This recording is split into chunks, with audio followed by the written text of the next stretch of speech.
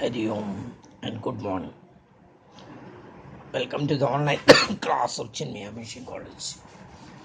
ഇന്നും സുഖമായിട്ടൊന്നുമല്ല ഞാൻ നിങ്ങൾക്ക് ക്ലാസ് എടുക്കുന്നത്. പക്ഷേ ഒരു ക്ലാസ് ഞാൻ നിങ്ങൾക്ക് അവിടെ തന്നു. ഞാനത് ആ ക്ലാസ്സിൽ നിങ്ങൾക്ക് എടുക്കുന്ന ഏകദേശം അതേപോലെ തന്നെയാണ് അവർക്കും ഞാൻ എടുത്തിട്ടുള്ളത്. അതുകൊണ്ട് ഞാനതവിടെ നിർത്തി.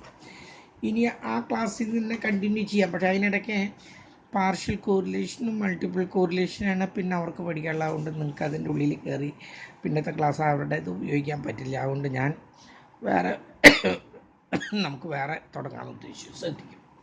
അപ്പോൾ നമ്മളിപ്പോൾ കണ്ടത് ഒന്ന് കാൾ പിയേഴ്സൺസ് കോറിലേഷൻ കോഎഫിഷ്യൻ്റ് കണ്ടു.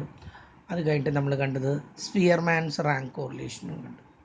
Karl Pearson's correlation coefficient is used in the case of the quantitative data, whereas Spearman's rank correlation is in the case of the qualitative data.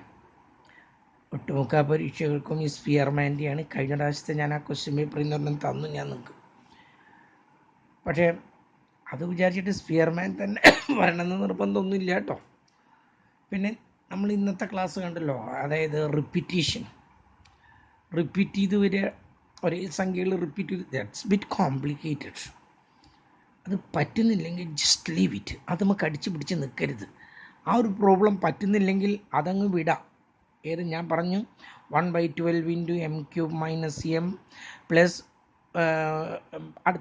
അടുത്ത ബ്രാക്കറ്റിൽ m³ - m plus m³ - m and so on. അത് ആ ഫോമിൽ ഓർത്തിരിക്കാൻ ബുദ്ധിമുട്ടുണ്ടെങ്കിൽ just leave it. അത് നമുക്ക് അടിച്ച് പിടിച്ച് നിൽക്കാൻ ഞാൻ പറയില്ല. ഓക്കെ, അത് കഴിഞ്ഞു. ഈ ഒരു മെത്തേഡും കൂടിയുണ്ട്. That is concurrent deviation method. ഈ മെത്തേഡ് പഠിപ്പിക്കാറൊന്നുമില്ല. നിങ്ങൾക്കും ഞാൻ വെറുതെ ഒന്ന് കാണിച്ചു തരണമെന്നേ ഉള്ളൂ. ഇത് നിങ്ങൾക്ക് പഠിക്കണം എന്നുള്ളതിനൊരു നിർബന്ധമില്ല. പക്ഷെ നിങ്ങൾ നാളെ പറയരുത് മാഷ് അത് എടുത്തില്ല എന്ന് പറയരുത് എന്നുള്ള നിലയ്ക്ക് വേണ്ടി മാത്രം ഞാൻ പറയാം. ഇതിലൊന്നുമില്ല, പ്ലസും മൈനസും എത്ര എണ്ണം ഉണ്ടെന്നുള്ളത് മാത്രം നോക്കുകയാണ് ചെയ്യും. എങ്ങനെയാണ് ഇത് ചെയ്യുന്നതെന്ന് നോക്കൂ. കോൺകറൻറ്റ് ഡീവിയേഷൻ മെത്തേഡ് ഇത് എങ്ങനെയാണ് ചെയ്യുന്നത് എന്നൊന്ന് നോക്കൂ. Concurrent deviation method. ഈ പാൻ എഴുതുന്നില്ല, വേറെ പാൻ എടുക്കട്ടെ കേട്ടോ. യെസ്, സത്യം. എങ്ങനെയാണ് ഈ കോൺകറൻറ്റ് ഡീവിയേഷൻ മെത്തേഡിൽ നമുക്ക് രണ്ട് ഡാറ്റ തരും. ഫസ്റ്റ് കോളം എക്സ് എന്നും സെക്കൻഡ് കോളം വൈ എന്നും നമ്മൾ അങ്ങനെയാണ് വിളിക്കുന്നത്. ഫസ്റ്റ് കോളത്തിൽ നമ്മൾ എക്സ് കൊടുത്തു. അതിൽ കുറച്ച് സംഖ്യകളുണ്ട്. 20, 25, 30, 15, 28, 32, 35, 17 ആൻഡ് 29. അതോടൊപ്പം തന്നെ രണ്ടാമതൊരു കോളം കൂടി തന്നിരിക്കും. നമ്മളതിന് വൈ എന്ന് പറയുന്നു. നമ്മളിട്ട് എഴുതി 13, 18, 25, 10, 30, 25, 15, 30 ആൻഡ് 27. ഞാനിത് എങ്ങനെ ചെയ്യണമെന്ന് നോക്കാം. അടുത്ത കോളത്തിന് നമ്മൾ എഴുതുന്നത് ഡിറക്ഷൻ ഓഫ് ചേഞ്ച് എന്നാണ്. ഡിറക്ഷനിലുള്ള മാറ്റം കാണാം. ഇതിൽ ആദ്യത്തേതിന് ഒന്നും എഴുതാനായിട്ട് പ്രത്യേകിച്ചില്ല. എക്സിൻ്റെ നേരെ നമ്മൾ എക്സിൻ്റെയാണ് എഴുതുന്നത് കേട്ടോ. ആദ്യം ഡിറക്ഷൻ ഓഫ് എക്സ് ആണ് ഞാനിവിടെ കാണിക്കുന്നത്. അടുത്ത ഡിറക്ഷൻ ഓഫ് വൈ കാണിക്കും. എക്സിൽ ആദ്യത്തേതിന് ഒന്നുമില്ല, ഒന്ന് വരച്ചിട്ടു. ഓക്കെ, ഇത് വെറുതെ ഒരു വരയാണ് കേട്ടോ, അല്ലാതെ മൈനസ് എന്നുള്ള അർത്ഥത്തിൽ എടുക്കല്ലേ. ഈ 25 ആയി കൂടുകയാണ് ചെയ്തത് അല്ലേ, അപ്പോൾ ഒരു പ്ലസ് ഇട്ട് കൊടുത്തു. 25 30 ആയി, അപ്പോഴും കൂടുകയാണ് ചെയ്തത്, പ്ലസ് ഇട്ടു. 30 15 ആയി, കുറയാണ് ചെയ്തത്, മൈനസ് ഇട്ട് കൊടുത്തു. 15 28 ആയി, കൂടി, ഒരു പ്ലസ് ഇട്ട് കൊടുത്തു. 28 32 ആയി, അവിടെയും ഒരു പ്ലസ് ഇട്ട് കൊടുത്തു. 32 35 ആയി, പ്ലസ് ഇട്ട് കൊടുത്തു.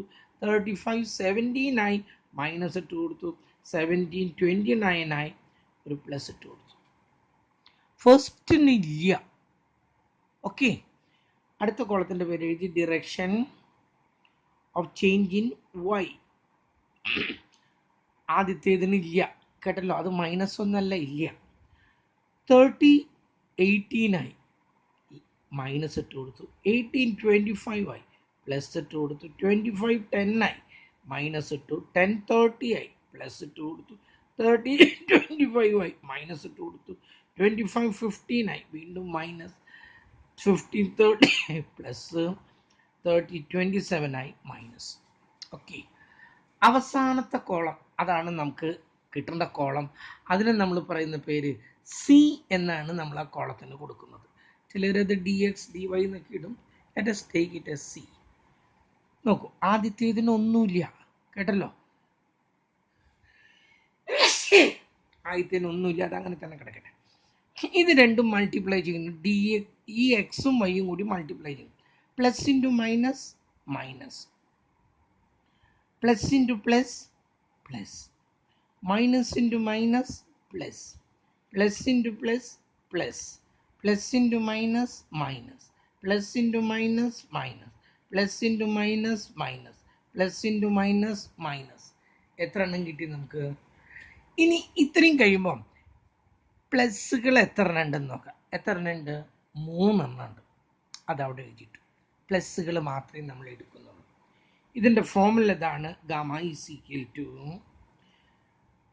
Plus or minus root of again plus or minus 2c minus n divided by n.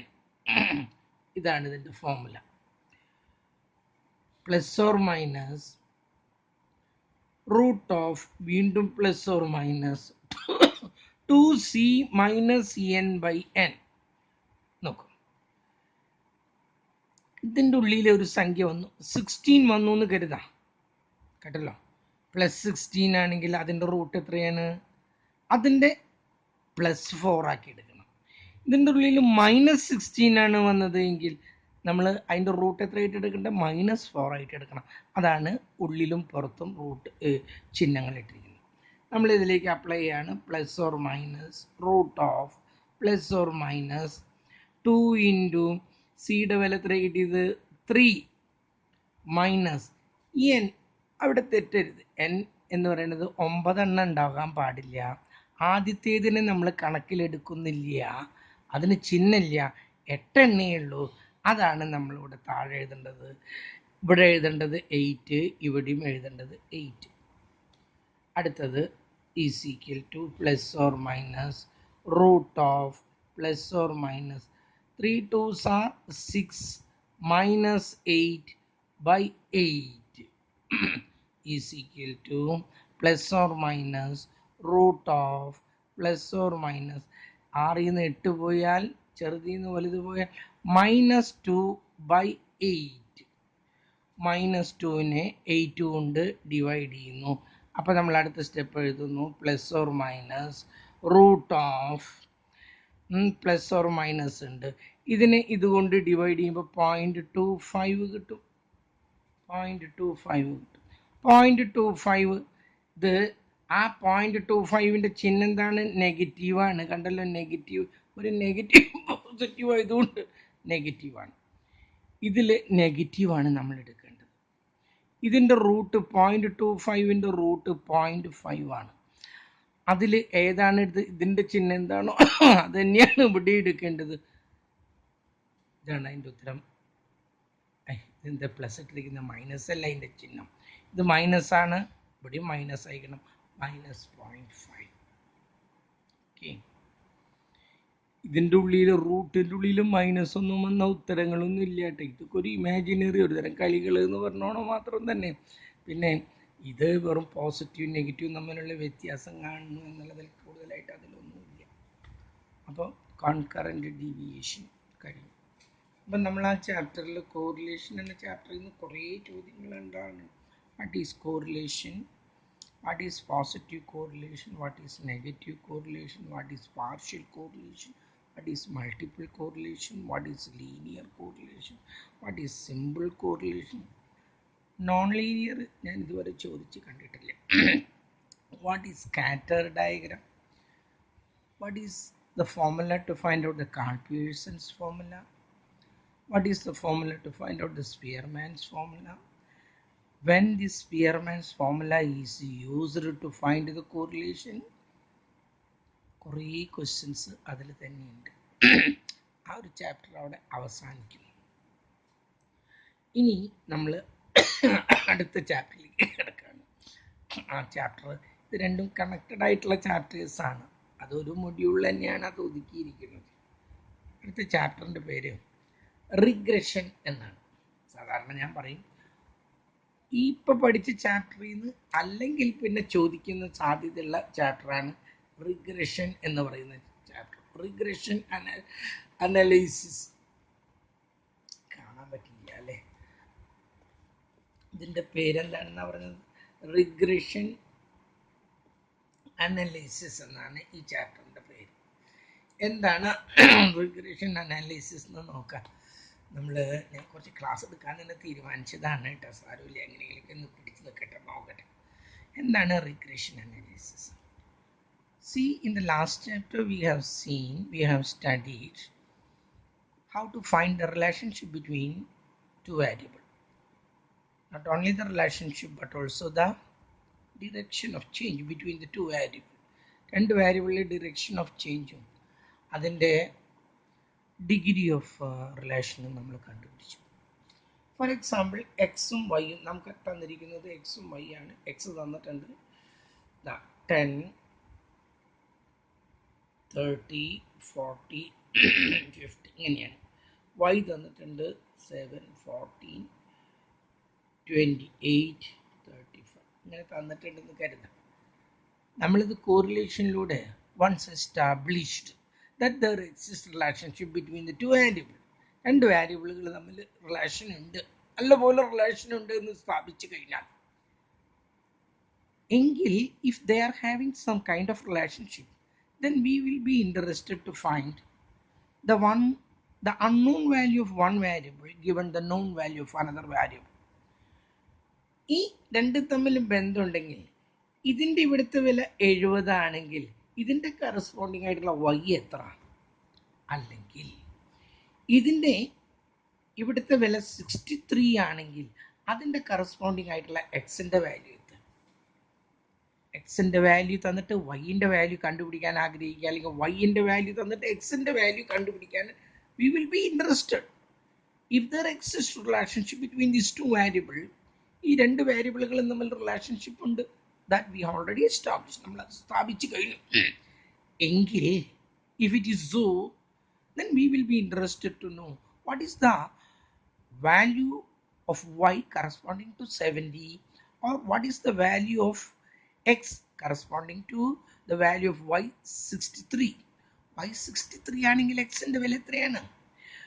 അതുപോലെ x 70 ആണെങ്കിൽ വൈയുടെ വാല്യൂ എത്രയാണ്? And this regression analysis help us to find the unknown value of one variable given the known value of another variable. ഈ regression analysis എന്ന് പറഞ്ഞ chapter ഒരു വേരിയബിളിൽ ഒരു വാല്യൂ തന്നാൽ അതിൻ്റെ കറസ്പോണ്ടിങ് ആയിട്ടുള്ള മറ്റേ വേരിയബിളിൽ അതിനോട് നേരെയുള്ള വാല്യൂ കണ്ടുപിടിക്കാൻ നമ്മെ സഹായിക്കുന്നു. Okay, the regression analysis help us to find the unknown value of one variable given the known value of another variable. കേട്ടല്ലോ, ഇതിൻ്റെയൊക്കെ ഇത് തരണം ഞാൻ നിങ്ങൾക്ക്. What is regression, what is correlation, അതൊക്കെ കുറച്ച് കഴിഞ്ഞിട്ടേ, എനിക്കിപ്പോൾ അതൊന്നും പറ്റുന്നില്ല.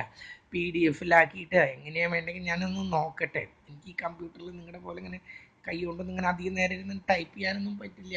കേട്ടല്ലോ, അതിനെന്താ വേണ്ടതെന്ന് നോക്കട്ടെ. വല്ല പഴയ കുട്ടികളുടെ ബുക്ക് കിട്ടായിരുന്നെങ്കിൽ അതായിരുന്നു നല്ലത്. പക്ഷേ ഇപ്പോൾ ആരും കാണാനുമില്ല. ആർക്കും ഇപ്പോൾ എൻ്റെ അടുത്ത് വരാൻ പേടിയാണ്. കാരണം ഞാൻ പോസിറ്റീവ് നെഗറ്റീവ് ആയിട്ടേ ഉള്ളൂ. എങ്ങനെ എൻ്റെ അടുത്തേക്ക് വരുന്നില്ലേ? എന്തായാലും വല്ല കുട്ടികളുണ്ടോ നോക്കട്ടെ. അവരുടെ കയ്യിൽ നിന്ന് ഞാൻ കഴിഞ്ഞ വർഷത്തെ നോട്ട് കിട്ടുകയാണെങ്കിൽ that will be better.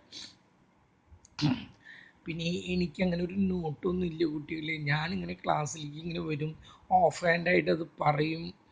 Even ഒരു പ്രോബ്ലം തന്നെ ഞാൻ തരാം, വെറുതെ എൻ്റെ മനസ്സിൽ നിന്ന് ബോർഡും ഇരുന്ന് എഴുതുക എന്നുള്ളതല്ലാതെ ഞാനൊരു കഷ്ണം കടലാസോ ഒരു ബുക്കൊന്നും കൊണ്ടുവന്നിട്ട് ഞാൻ ക്ലാസ്സിലേക്ക് ഇന്ന് വരെ പോയിട്ടുമില്ല. എനിക്ക് അങ്ങനെയിട്ട് അറിയില്ല.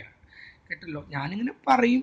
ക്ലാസ്സിൽ നോട്ട് എഴുതുന്ന സമയത്ത് ഞാൻ നടന്ന് നോട്ട് പറയുക എന്നുള്ളതല്ലാതെ എനിക്കങ്ങനെ നോട്ട് എഴുതി ശീലമൊന്നുമില്ല. ഞാൻ നോക്കട്ടെ, അല്ലേ ഏതെങ്കിലും കുട്ടികളുടെ ബുക്ക് കിട്ടുകയാണെങ്കിൽ ഞാൻ നിങ്ങൾക്ക് തരാം. അല്ലെങ്കിൽ അതിന് മുമ്പ് വേറെ എന്തെങ്കിലും ഒരു പോം വഴി ഞാൻ കണ്ടുപിടിച്ചോളാം, നിങ്ങൾ അതിനെക്കുറിച്ചിട്ടൊന്നും വറി ചെയ്യണ്ട കേട്ടല്ലോ. അപ്പം റിഗ്രഷൻ അനാലിസിസ് എന്താന്ന് പറഞ്ഞ് it help us to find the unknown, അറിയപ്പെടാത്ത unknown value of one variable given the known value of another variable കേട്ടല്ലോ. വൈൻ്റെ എക്സിൻ്റെ വാല്യൂ തന്നിട്ട് വൈ വാല്യൂ കണ്ടുപിടിക്കുകയോ വൈൻ്റെ വാല്യൂ തന്നിട്ട് എക്സിൻ്റെ വാല്യൂ കണ്ടുപിടിക്കുകയോ ചെയ്യുന്ന that particular analysis, that particular study, that is known as the regression analysis. Okay, and there are two methods by which we can study the regression analysis. One is regression lines and the other one is regression equations, and we are mainly concerned with the regression equations. നമ്മൾ regression equation ആയിട്ടാണ് ബന്ധപ്പെട്ടിരിക്കുന്നത്, regression line ആയിട്ടല്ല. എന്നാലും നിങ്ങൾ what is regression line എന്നുള്ളത് നിങ്ങൾ അറിയണം, അല്ലാതെ നിങ്ങൾ റിഗ്രഷൻ ലൈൻ അറിയാതെ നിങ്ങൾ പോകരുത് കേട്ടല്ലോ. അപ്പോൾ ആദ്യം തന്നെ ഞാൻ എന്താണ് റിഗ്രഷൻ ലൈൻ എന്നും എന്താണ് റിഗ്രഷൻ ഇക്വേഷൻ എന്ന് അതിനുശേഷം ഞാൻ പറഞ്ഞത്, രണ്ടും സെയിം തന്നെ. ആദ്യം നമ്മൾ റിഗ്രഷൻ ലൈൻ എന്താണെന്നുള്ളത് നോക്കാം. ഇതാ ഞാൻ ഇവിടെ എഴുതുന്നു റിഗ്രഷൻ ലൈൻസ്. താഴെ regression, can you see it? Regression lines. എന്താണ് regression lines? There are two regression lines. One is regression line x on y and other one is regression line y on x. ഒരെണ്ണം regression line x on y എന്നാണ്. ഞാൻ ഇവിടെ എഴുതുന്നു regression line. ഇതിൻ്റെ അർത്ഥം നോക്കൂ, ഇത് ഇപ്പുറത്ത് എഴുതാൻ ഞാൻ ശ്രദ്ധിക്കും. റിഗ്രഷൻ ലൈൻ, ഇതിൻ്റെ അർത്ഥം ഞാൻ അതാണ് ഉദ്ദേശിച്ചത്. Regression line X on Y, ഇതാണ് ഒരെണ്ണം. Regression line X on Y gives the most probable value of X given the value of Y. വൈയുടെ വാല്യൂ തന്നാൽ എക്സിൻ്റെ വാല്യൂ കണ്ടുപിടിക്കുന്ന ലൈനെയാണ് regression line X on Y എന്ന് പറയുന്നത്. And other one is regression line Y on X. മറ്റൊന്ന് regression line Y on X ആണ്. It gives the most probable value of y given the value of x. y ന്റെ value തന്നാൽ തെറ്റിച്ചു, x ന്റെ value തന്നാൽ y ന്റെ value കണ്ടുപിടിക്കുന്നതാണ് regression line y on x. y ന്റെ വാല്യൂ തന്നിട്ട് x ന്റെ വാല്യൂ കണ്ടുപിടിക്കുന്നത് regression line x on y. ഈ ആദ്യം പറഞ്ഞതാണ് നമുക്ക് കണ്ടുപിടിക്കുക, രണ്ടാമത് പറഞ്ഞത് തന്നിരിക്കും. ഓക്കെ, എങ്ങനെയാണ് റിഗ്രഷൻ ലൈൻ എക്സ് ഓൺ വൈയും വൈ ഓൺ എക്സ് ഉണ്ടാക്കുന്നത് എന്ന് ചെറുതായിട്ടൊന്ന് അറിഞ്ഞിരിക്കുക. ഇതൊന്നും അറിഞ്ഞിരിക്കേണ്ടതല്ല നിങ്ങൾ, എന്നാലും ഞാൻ പറയുന്നു. ആദ്യം we are having two equations, two variables. രണ്ട് വാരിയബിൾ തന്നിട്ടുണ്ട്. ആദ്യത്തേന് നമ്മൾ എക്സ് എന്നെടുത്തു, രണ്ടാമത്തേന് വൈ എന്നെടുത്തു. At first take this X as independent variable. ഞാൻ ഇവിടെ എഴുതുന്നു this one is taken as independent variable and this one is taken as dependent variable. ഇതിനെ ആശ്രയിച്ചിട്ടാണ് ഇത് നിൽക്കുന്നത്. തൽക്കാലം ഇങ്ങനെയൊക്കെ മനസ്സിലാക്കിയാൽ മതി കേട്ടല്ലോ. ഇതിനെ ആശ്രയിച്ചിട്ടാണ് ഇത് നിൽക്കുന്നത്. ഇത് മാറുമ്പോൾ ഇതും മാറുന്നു, അതാണ് അതിൻ്റെ അർത്ഥം. അല്ലാണ്ട് ഇത് മാറുമ്പോൾ ഇത് മാറില്ല. ഞാൻ ഈ പറഞ്ഞ നിലയ്ക്ക് ഇത് ഇൻഡിപെൻഡൻ്റ് ആണ്, ഇത് ഡിപെൻഡൻ്റ് ആണ്. ഇത് മാറുമ്പോൾ ഇത് മാറുന്നു, അങ്ങനെയാണ് എടുക്കുന്നത്. എന്നിട്ട് നമ്മൾ എന്ത് ചെയ്തു, നമ്മുടെ ഗ്രാഫ് പേപ്പറിൽ ഇവിടെ എക്സ് എടുത്തു, ഇവിടെ വൈ എടുത്തു. ഈ ഇൻഡിപെൻഡൻറ്റ് വേരിയബിൾ ഇവിടെ കാണിച്ചു 10, 20, 30, 40.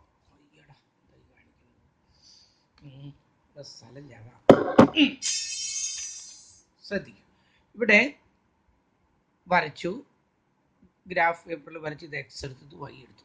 ഈ ഇൻഡിപെൻഡൻറ്റ് വേരിയബിൾ എക്സ് ആക്സിസിൽ കാണിച്ചു 10, 20, 30, 40, 50 എന്നൊക്കെ കാണിച്ചു.